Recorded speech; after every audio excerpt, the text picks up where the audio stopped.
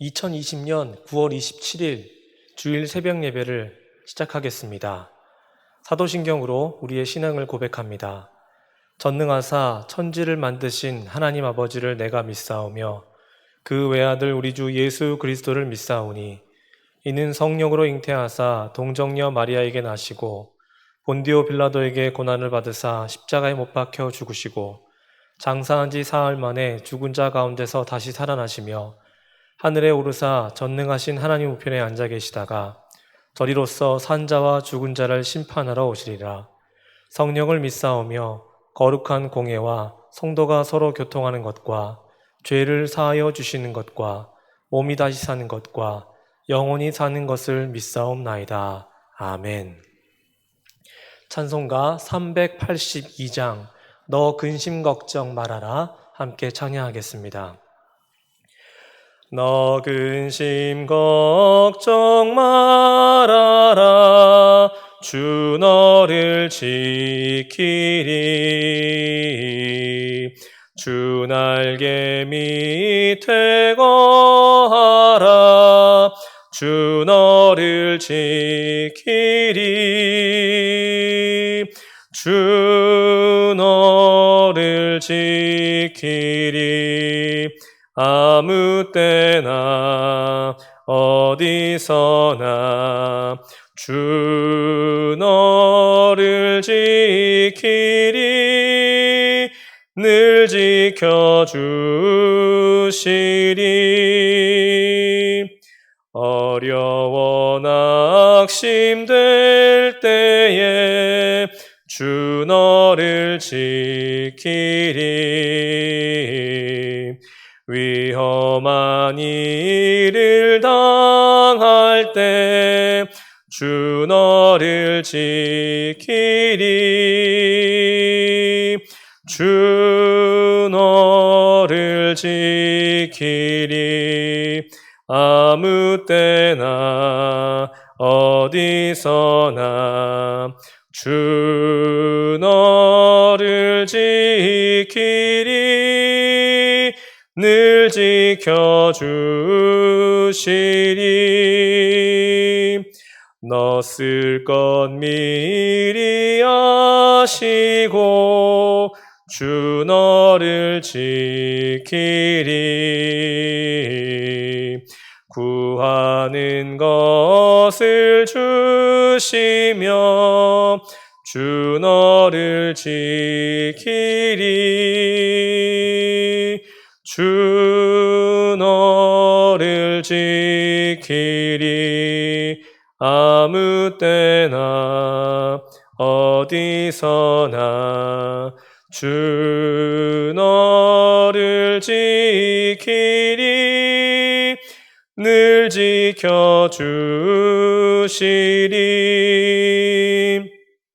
어려운 시험 당해도 주 너를 지키리 구주의 품에 거하라 주 너를 지키리 주 너를 지키리 아무 때나 어디서나 주 너를 지키리 늘 지켜주시리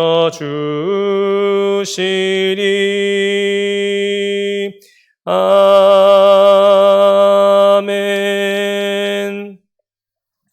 오늘 우리에게 주시는 하나님의 말씀은 예레미야 37장 11절부터 21절까지 말씀입니다. 제가 가진 성경으로는 구약성경 1113면입니다. 예레미야 37장 11절부터 21절까지의 말씀을 교독하겠습니다.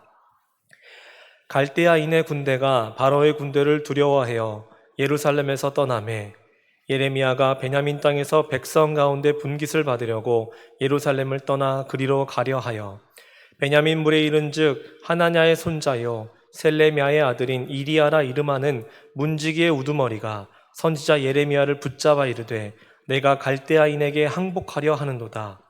예레미야가 이르되 거짓이다. 나는 갈대아인에게 항복하려 하지 아니하노라. 이리야가 듣지 아니하고 예레미야를 잡아 고관들에게로 끌어가매 고관들이 노여하여 예레미야를 때려서 서기관 요나단의 집에 가두었으니 이는 그들이 이 집을 옥으로 삼았음이더라.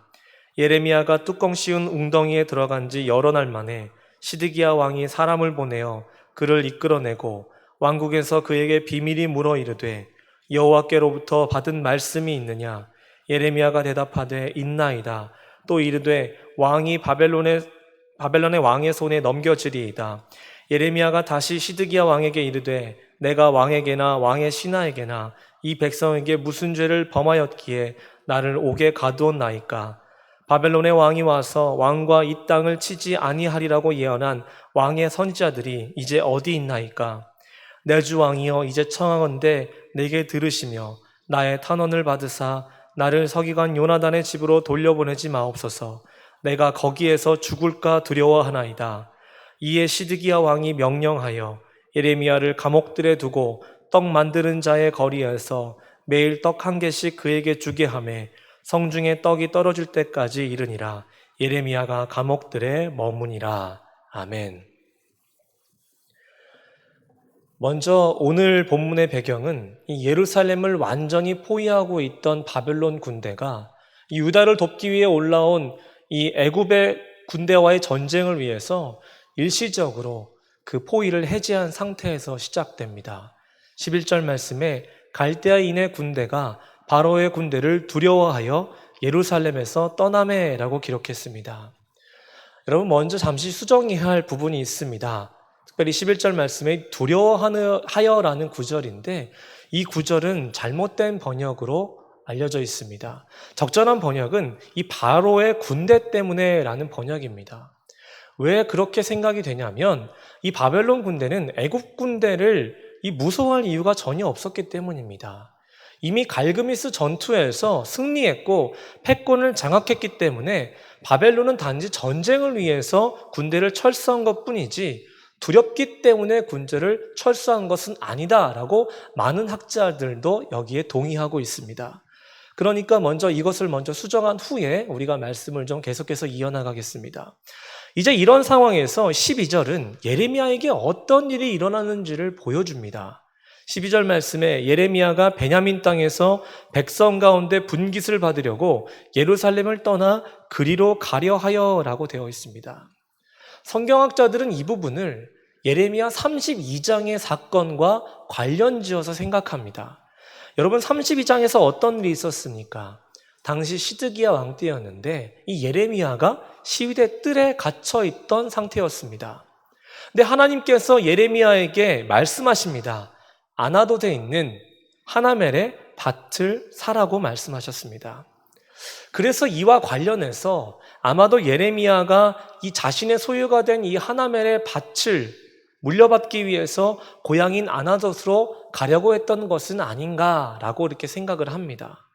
또 당시 예레미야는 우리가 어제 4절 말씀에서 봤던 것처럼 감옥에 갇혀 있는 것이 아니라 자유로운 상태였기 때문에 이 일이 가능했던 것으로 봅니다.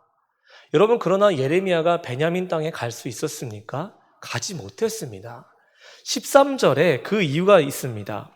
베냐민 문에 이른즉 하나냐의 손자요 셀레미야의 아들인 이리야라 이름하는 문지기의 우두머리가 선지자 예레미야를 붙잡아 이르되 내가 갈대아인에게 항복하려 하는도다 라고 말합니다. 이 당시 베냐민 문이라는 것은요 이스라엘 북쪽에 있었습니다. 그래서 이 문을 나가게 되면 이 바벨론과 아주 밀접한 곳으로 연결되기 때문에 아마도 이 문을 나가는 것은 저 예레미야가 우리나라를 우리 민족을 저 바벨론에게 완전히 넘기려고 항복하려고 지금 나가는 것이구나 라고 이렇게 봤던 겁니다.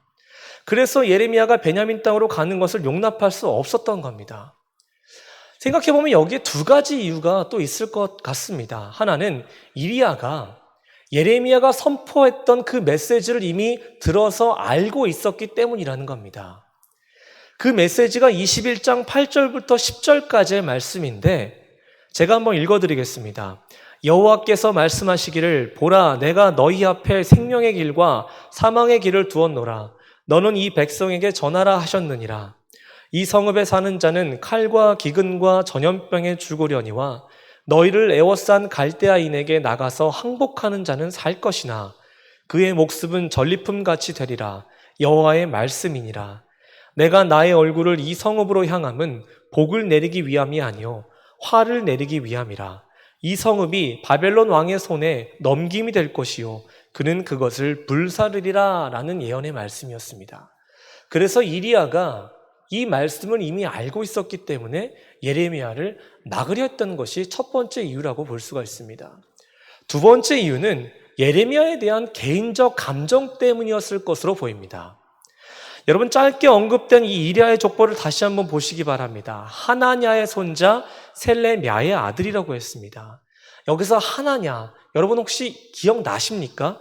28장에서 우리가 봤던 인물인데 이 하나냐라는 사람은 예레미야의 저주를 받고 죽은 거짓 선지자입니다.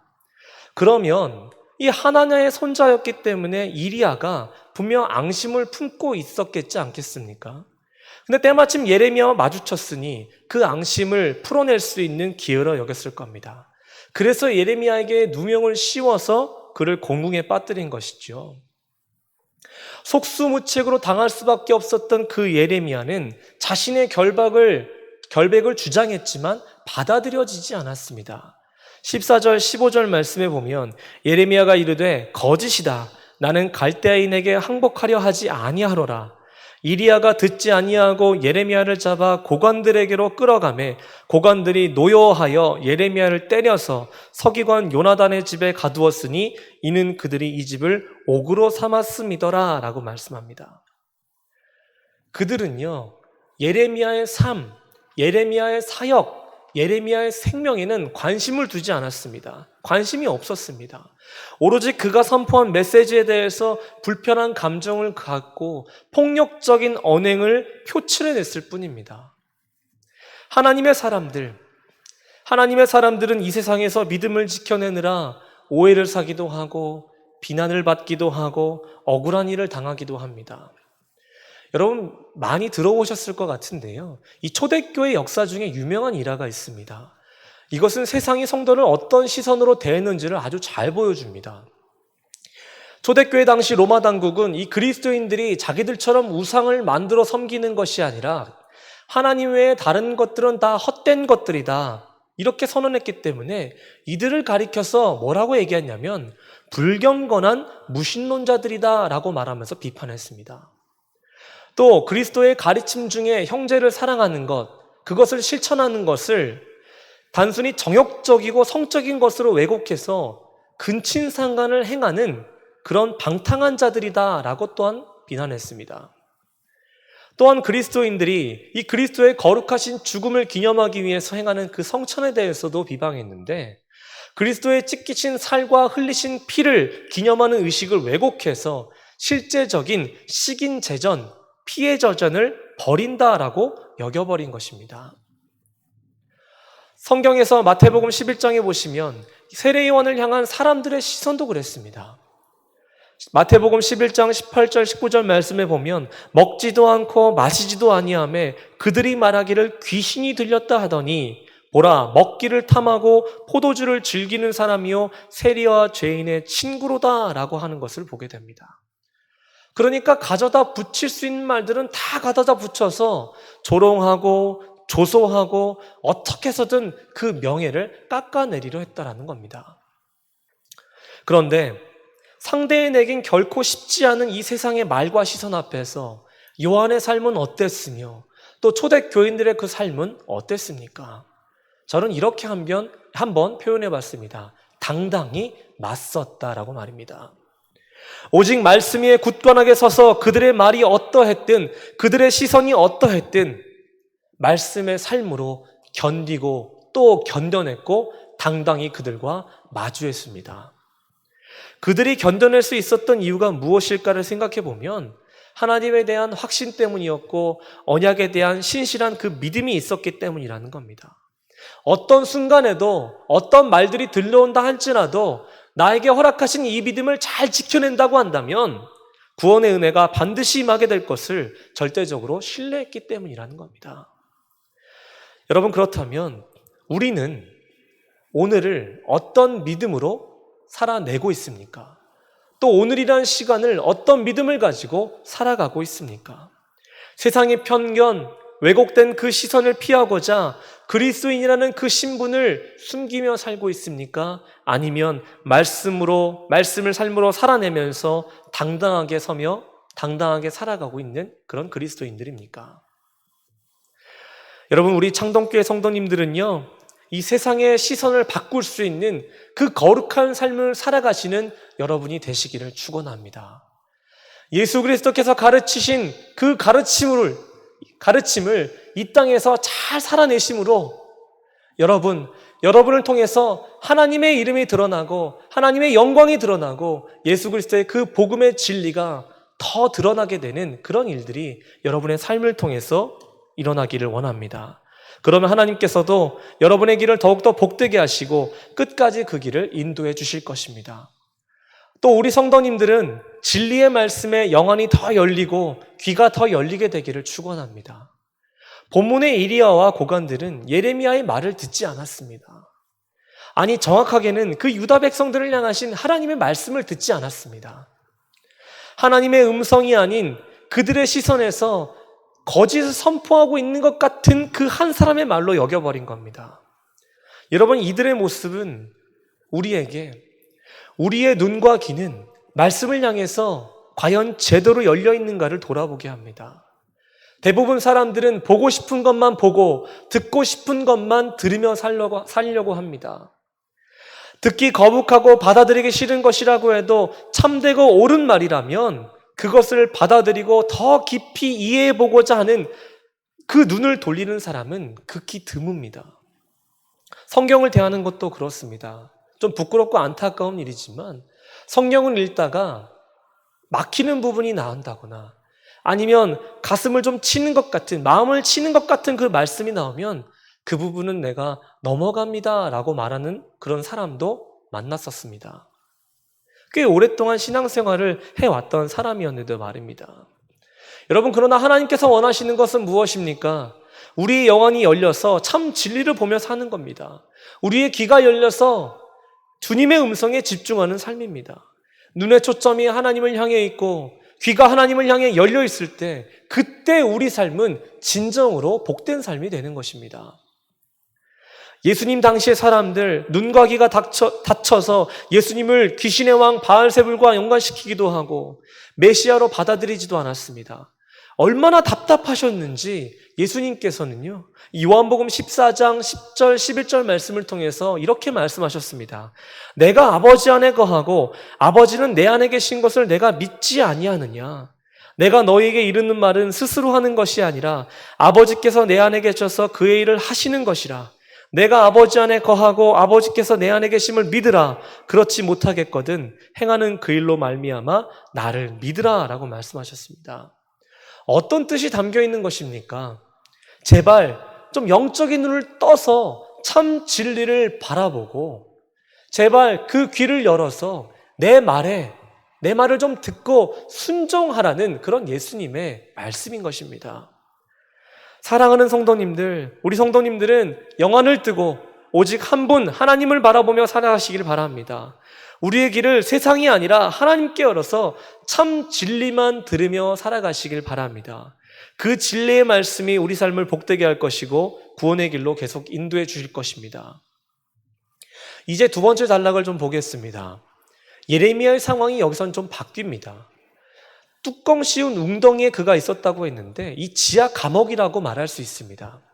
여기에 갇혀있던 예레미야를 시드기야 왕이 비밀리에 건져내고 불러내어서 묻습니다. 17절 중반절에 여호와께로부터 받은 말씀이 있느냐? 예레미야가 대답하되 있나이다. 또 이르되 왕이 바벨론의 손에 넘겨주리이다 라고 말씀합니다. 아마도 시드기야는 이 예레미야에게 자문을 구하면서 내심 긍정적인 대답을 기대했던 것 같습니다. 당시 동맹을 맺고 있었던 이 애굽이 바벨론을 치러 올라온 상황이었기 때문에 이 애굽이 전쟁에서 승리해서 바벨론이 더 이상 예루살렘을 포위하지 못하게 되었다라는 그런 말도 듣고 싶었을 것이고, 그래서 이제 유다는 좀 평안을 되찾게 되었다라는 그런 말도 듣고 싶었던 것 같습니다.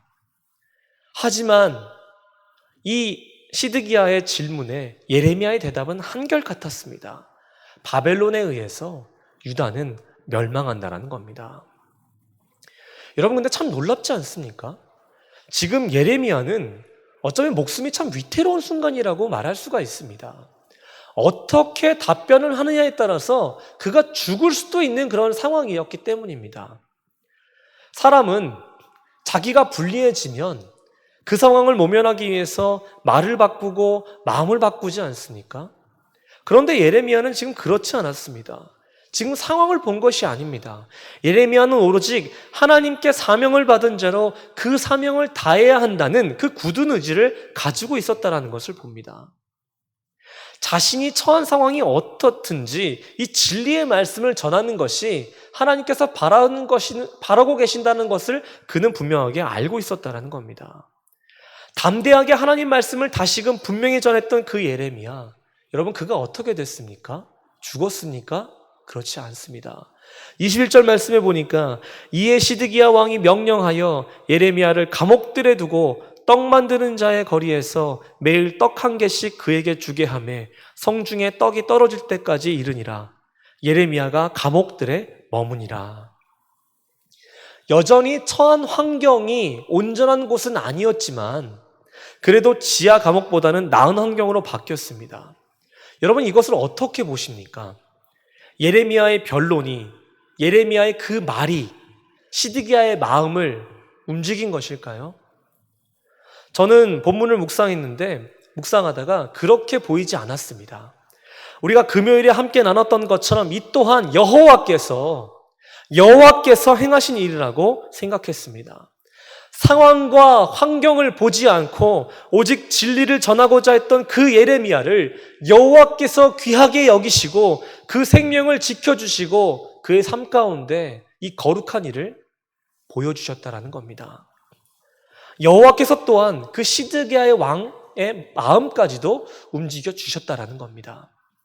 여러분, 그렇다고 한다면 우리가 이 말씀을 통해서 얻게 되는 영적인 교훈이 있습니다. 두 가지만 나누고 말씀을 마치겠습니다. 첫째는 우리 또한 담대히 진리의 말씀을 전하며 사는 그리스도인이 되어야 한다는 겁니다. 오늘날 우리가 사는 세상을 보면 말씀을 전하기가 참 쉽지 않습니다. 차갑게 돌아서 버린 사람들의 마음을 문을 열기가 정말 어려워졌습니다. 차갑고 따가운 시선들, 완강한 거부, 날카롭게 날아오는 그 비난의 말들, 험한 말들, 이 세상에서 내가 과연 하나님의 말씀을 전할 수 있을까라는 이런 생각도 들고 엄두도 나지 않습니다. 그러나 여러분, 우리는 이 세상에 빛과 소금이 되어야 할 하나님의 사명자라는 사실을 잊지 마시기 바랍니다. 예수 그리스도의 복음의 진리를 담대히 전해야 할 그 특별한 임무가 있다는 것을 여러분 기억하시길 바랍니다.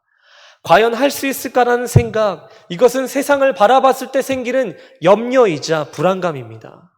그러나 담대하게 입으로, 삶으로 말씀을 전하는 성도에게 하나님께서는 반드시 역사하십니다. 그의 입술과 삶을 통해 진리의 말씀을 받아들이는 사람의 마음을 바꿔주십니다. 그러므로 진리를 담대하게 전하며 살아가시는 저와 여러분이 되시길 바랍니다. 또 하나, 하나님께서는 사명자를 지켜주신다라는 겁니다. 여호와께서 그 시드기야의 마음을 움직이셔서 예레미야를 죽이지 못하게 하시고 깊은 웅덩이에서 나올 수 있게 인도하셨던 것처럼 우리 또한 하나님의 말씀을 전하며 나아갈 때 여호와 하나님께서 우리를 그렇게 지켜주시고 인도해 주십니다. 어떤 방편으로든 하나님께서는 우리를 지켜주셔서 하나님의 일에 귀하게 사용되어질 수 있도록 인도해 주실 것입니다. 사랑하는 성도님들, 점점 더 혼탁하고 불안정한 세상을 살고 있지만 담대하게 하시고 끝까지 지켜주시는 그 하나님 한 분만을 바라보며 나아가는 오늘 이 시간이 되시길 바랍니다. 하나님의 신실하심과 의로우심을 믿고 가라 하신 길을 가고 전하라 하신 말씀을 전하며 사는 우리가 되기를 바랍니다. 그러면 신실하신 하나님께서 우리 모두의 삶을 확실히 책임져 주실 것입니다. 기도하겠습니다. 하나님 아버지, 이 세상을 담대하게 살아가게 하여 주시옵소서. 환경이나 사람의 말에 흔들리지 않게 하여 주시고 온전히 하나님만 바라보며 하나님의 말씀을 전하며 살게 하여 주시옵소서. 특별히 오늘은 주일입니다. 신령과 진정으로 하나님을 예배하는 성도가 되게 하여 주시고 우리의 예배를 받아주시고 하늘의 특별한 은혜로 갚아 역사하여 주시옵소서. 우리 주 예수 그리스도의 이름으로 기도합니다. 아멘. 오늘 주일입니다. 예배와 한국교회를 위해서 함께 기도해 주시고 또 오늘 말씀을 다시 한번 묵상해 보시면서 하나님께서 여러분에게 주시는 그 귀한 영적 교훈들, 깨달음을 가지고 기도하며 나가는 이 시간 되길 원합니다. 우리 주님의 이름을 부르고 함께 기도합니다. 주여!